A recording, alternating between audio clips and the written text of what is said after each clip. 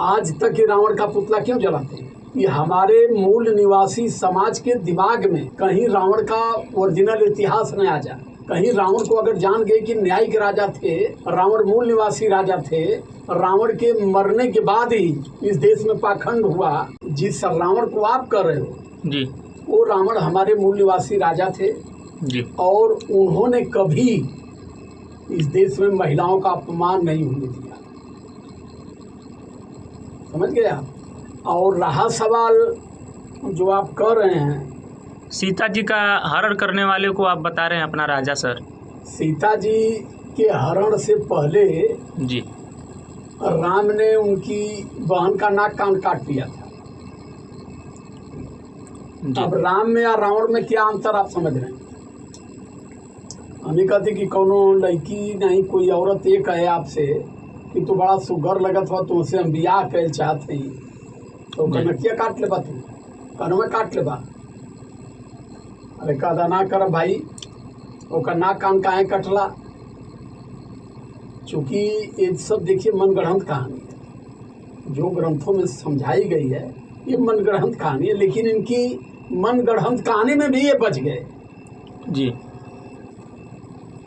लंका में आज भी कोई नहीं जानता कि लंका में रावण कौन था।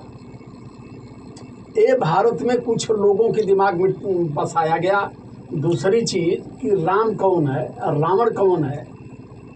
रावण तो हमारे मूल निवासी राजा थे, और सीता को जब ले भी गए तो उन्होंने लंका की सबसे सुरक्षित, सबसे सुंदर स्थान पर अशोक वाटिका में रखे थे, और 24 घंटा सीता के लिए 4 महिलाओं को उन्होंने लगाया था कि इस लड़की को किसी प्रकार का कष्ट न हो।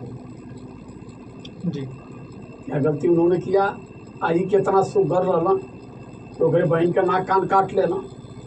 बहरहाल उस बात को छोड़िए। आज तक ये रावण का पुतला क्यों जलाते हैं? ये हमारे मूल निवासी समाज के दिमाग में कहीं रावण का ओरिजिनल इतिहास न आ जाए। कहीं रावण को अगर जान गए कि न्यायिक राजा थे, रावण मूल निवासी राजा थे, रावण के मरने के बाद ही इस देश में पाखंड हुआ, लोगों के दिमाग को भ्रमित किया गया। तो रावण कैसे पाखंड हुआ? रावण शंकर जी रावण को लंका दिए थे। ये देख ले रहा मैंने कौन देखा था कि शंकर जी रावण के लंका प्रसन्न हो के यार हम प्रसन्न हो के का शंकर का बाबू बनो लेना कहा हुआ वहाँ से बतावा लगी लंका जो है मछली की कांट पर बना है। रियलिटी वहाँ जो जाने के बाद है, जो उस समय किला था वो किला आज भी वहाँ ये सब कहते थे सोने का है, वहाँ तो ईंटा का बना हुआ है। एक साथी मेरा श्रीलंका से पूरी वीडियो पर दिखाया मुझे कि सर देख लीजिए यही है लंका जिसको ये सब कहते हैं सोने का है। वो यहाँ इन लोगों को कभी ये पता नहीं चला कि लंका के बारे में यहाँ से कोई वहाँ जा सकता है, नहीं वहाँ के बारे में जान पाता। जब तक लोग जाएंगे, जब तक जानेंगे, तब तक लोगों के दिमाग में ऐसा ठोक दिया जाएगा कि वो कहें हाँ वो समझ रहा। मगर सर अनिरुद्ध शास्त्री जी से यही सवाल पूछा है एक भक्त उनका, तो बताएं पिघल पिघल के पानी में चला गया वो सोना वहाँ जी आया। तो ये क्यों लिखे हैं कि जल का राख हो गया?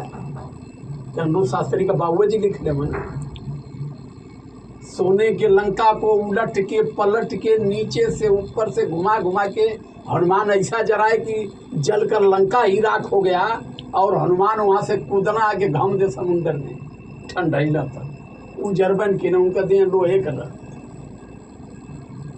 ये सब जो है ना, ये केवल इनकी ड्यूटी है कि हर भरम को, हर पाखंड को इतनी बारीकी से इनके दिमाग में डालो कि हर पाखंड को ये सत्य समझे। कोई सत्य कहने इनके सामने आए तो ये सब उनकी उसकी चुड़की उखा दे। जी सर, उस रावण को तो मैंने नहीं देखा है, मगर इस रावण को मैंने देखा है सर। इनके बारे में बताइए। सेम यही जान लीजिए, सेम यही रावण वो थे।